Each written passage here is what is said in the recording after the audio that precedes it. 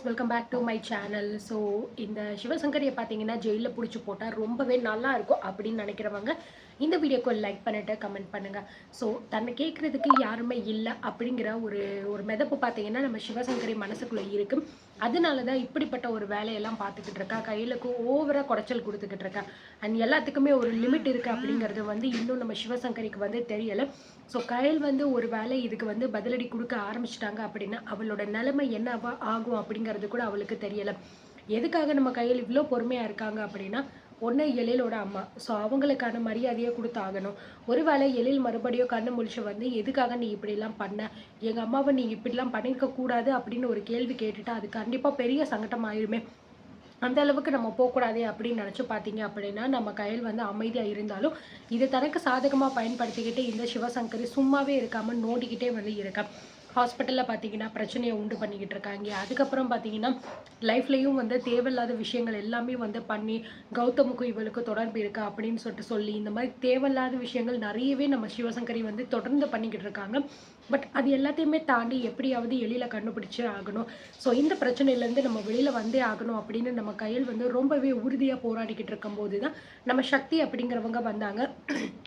அவங்களுமே ஆரம்பத்தில் பார்த்தீங்கன்னா வந்த புதுசில் அப்படியே ரொம்ப ஃபயர் மாதிரி தான் இருக்காங்க. ஸோ அது பண்ணணும் இது பண்ணணும், போயிட்டு நம்ம கௌதமை போய் மாட்டி விடணும் அப்படின்னு நினச்சி போனாங்க. அண்ட் கடைசியில் அதுவுமே அவங்களுக்கு ஃப்ளாப் ஆனதுக்கப்புறம் இப்போ அவங்க பார்த்தீங்கன்னா எதுவுமே அவ்வளோவா பண்ணுறது கிடையாது. அப்படியே சும்மா அங்கனக்குள்ளே நின்றுட்டு பேசிட்டு தான் இருக்காங்க.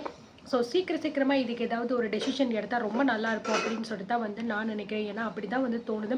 ஒவ்வொரு விஷயத்தையுமே ரொம்பவே லாங்காக டிலே பண்ணி கொண்டு போய்கிட்டு இருக்காங்க. இது கொஞ்சம் குவிக்காக முடிஞ்சிச்சு அப்படின்னா இன்னமும் நல்லா இருக்கும். ஸோ இது எல்லாத்தையும் தாண்டி இப்போ பார்த்தீங்கன்னா சோஷியல் மீடியாவில் நம்ம கையில் பற்றி எந்த விதமான நல்ல விஷயமும் வந்துடவே கூடாது. இது இப்படியே போச்சு அப்படின்னா அவளுக்கு சாதகமாக நிறைய பேர் சொல்ல ஆரம்பிச்சிருவாங்க. அப்படின்னா நம்ம பண்ணது எல்லாமே தப்பாக போயிருமே அப்படின்னு நினச்சிட்டு இந்த சிவசங்கரி ஒரு கேவலமான ஒரு விஷயத்த பண்ண போகிறா. கையிலோட குடும்பத்தில் இருக்கிற அத்தனை பேரையுமே அடிச்சு நொறுக்கணும், அவங்க வீட்டையே நொறுக்கி ஆகணும் அப்படின்னு சொல்லிட்டு பார்த்தீங்க அப்படின்னா சுசீல் ரவுடி பசங்க எல்லாத்தையுமே பார்த்தீங்கன்னா அவங்க வீட்டுக்கு அனுப்புறதுக்காக பிளான் பண்ணியிருக்கான்.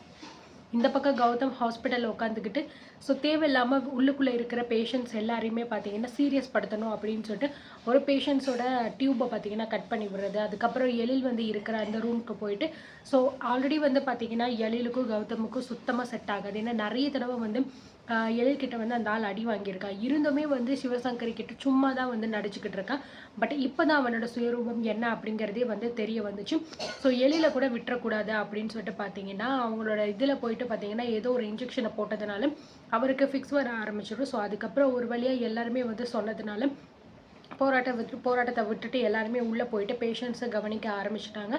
அதுக்கப்புறம் வேறு வழி கிடையாது டீனுக்குமே. ஸோ இப்போதைக்கு இவங்களை வேலைக்கு வச்சுக்கல அப்படின்னா இதே தான் நமக்கு பிரச்சனையாக முடியும் அப்படிங்கிற மாதிரி நினச்சிட்டு ஸோ கையில் கூப்பிட்டு இந்த மாதிரி அவங்க சொன்னதுனால மட்டும்தான் நான் வேலைக்கு வச்சுருக்கேன்.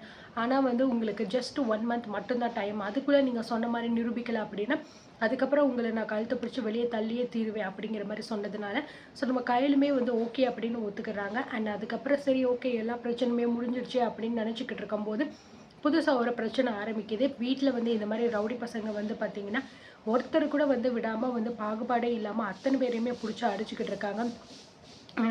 தனத்துலேருந்து அதுக்கப்புறம் சின்ன பாப்பான்னு ஒரு கலை. ஸோ அவளை கூட விட்டு வைக்கல, அவளை கூட அடிச்சுக்கிட்டு இருக்கிறதுனால இந்த விஷயத்த ஆனந்தி பார்த்துடுறாங்க. ஸோ பார்த்துட்டு அதுக்கப்புறம் யாருக்கும் தெரியாமல் அந்த விஷயத்த வீடியோவும் எடுத்துகிட்டு இதை நம்ம உடனே கயலுக்காக தெரியப்படுத்தி ஆகணும் அப்படிங்கிற மாதிரி பிளான் பண்ணி ஸோ உடனே பார்த்திங்கன்னா நம்ம ஆனந்தி கயலுக்கு ஃபோன் பண்ணுறாங்க. ஃபோன் பண்ணி வீட்டில் இந்த மாதிரி ரவுடி பசங்க எல்லாரையுமே அடிச்சுக்கிட்டு இருக்காங்கக்கா, என்ன ஏதுன்னு எதுவுமே தெரியலை, வீட்டில் இருக்கிற அத்தனை பொருளையுமே அடித்து உடச்சிக்கிட்டு இருக்காங்க, யாருன்னு கூட சொல்ல மாட்டேங்கிறாங்க, நீங்கள் உடனே எங்கே இருந்தாலும் கிளம்பி வாங்க அப்படின்னு சொல்லிடுறாங்க. இப்போ தான் ஒரு பிரச்சனை முடிஞ்சிச்சு, சரி ஓகேடா அப்பாடா நிம்மதிடா அப்படின்னு சொல்லிட்டு உட்காரலாம் அப்படின்னு நினைக்கும் போது அடுத்து மறுபடியும் இன்னொரு பிரச்சனையா அப்படின்னு சொல்லிட்டு கையிலுக்கு பார்த்தீங்கன்னா தலையில் இடியே விழுகுது. இரண்டாயிரம் நம்மளை சுற்றி பிரச்சனையாக அடுக்கடுக்காக வந்துக்கிட்டே இருக்கே, இதுக்கு ஒரு எண்டே இல்லையா அப்படிங்கிற மாதிரி போய்கிட்டு இருக்கே அப்படிங்கிற மாதிரி அவங்களுக்கு தோணுது. சரி இருந்தாலும் என்ன பண்ண முடியும், குடும்பத்தில் இது மாதிரி பிரச்சனை இருக்குன்னா நம்ம போய்த்தானே ஆகணும் அப்படின்னு சொல்லிட்டு பார்த்தீங்கன்னா வேகமாக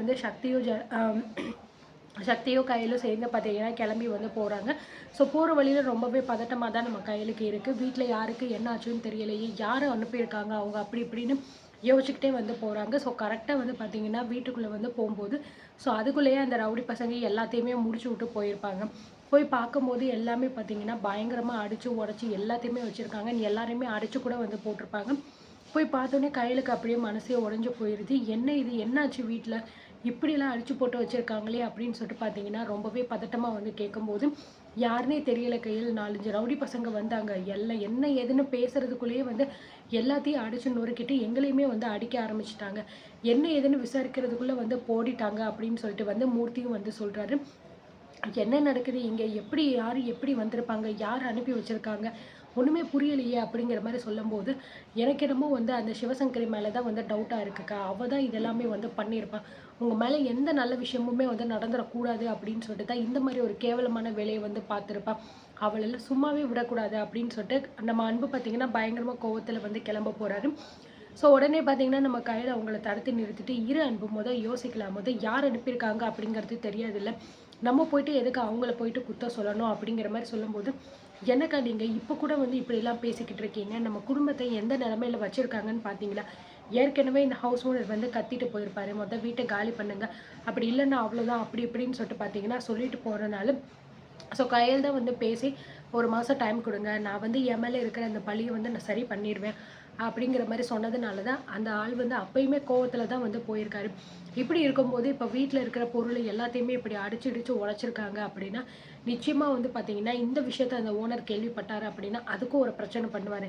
ஏன்னா ரவுடி பசங்கலாம் வீட்டுக்கு வந்துகிட்டு இருக்காங்க. இதெல்லாம் சரிப்பட்டு வராது. ஒழுங்கு மரியாதையா வீட்ட காலி பண்ணுங்க அப்படின்னு மறுபடியும் அவர் வந்து சொல்லப் போறாரு.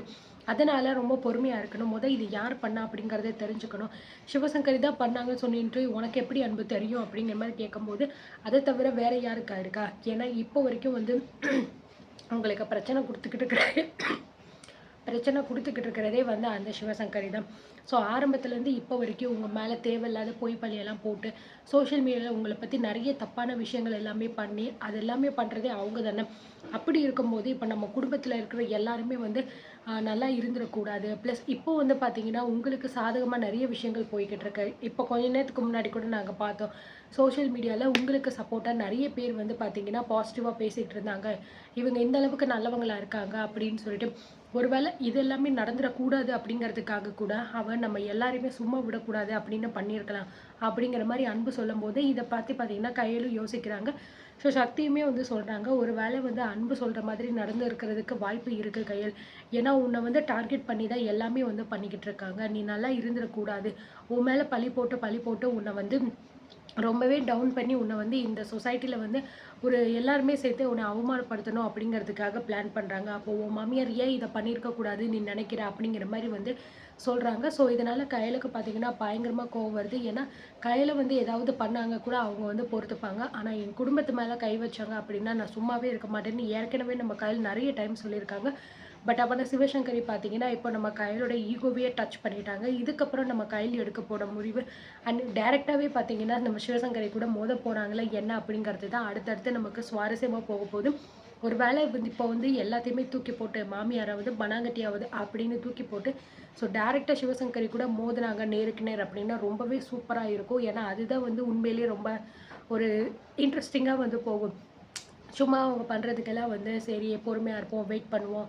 அவங்க அம்மா, இவங்க அம்மா அப்படின்னு சொல்றதுக்கு பதிலா, ஸோ நேரடியா எதிர்த்து நின்னா மட்டும் தான் அவங்க கொஞ்சம் வந்து அடங்குவாங்க. ஏன்னா, இவ எதுவுமே பண்ண மாட்றா அப்படின்னு சொல்லிட்டு தான் அவங்க வந்து மேலும் மேலும் ஏறி ஏறி ஆடிக்கிட்டு இருக்காங்க இல்லையா? ஸோ இதுக்கெல்லாம் இதுக்கப்புறம் தான் நம்ம கையில் வந்து ஒரு சூப்பரான ஒரு சொல்யூஷன் வந்து எடுக்க போறாங்க. அண்ட் அது எப்படி இருக்க போகுது, என்னென்ன நடக்க போகுது அப்படிங்கிறத ஒன் பை ஒன்னா பார்த்து தெரிஞ்சுக்கலாம். ஸோ இத பத்தி நீங்க என்ன நினைக்கிறீங்க? உங்களோட கமெண்ட்ஸ் என்ன அப்படிங்கிறதையும் தாராளமா நீங்க வந்து சொல்லுங்க கைஸ். Thank you.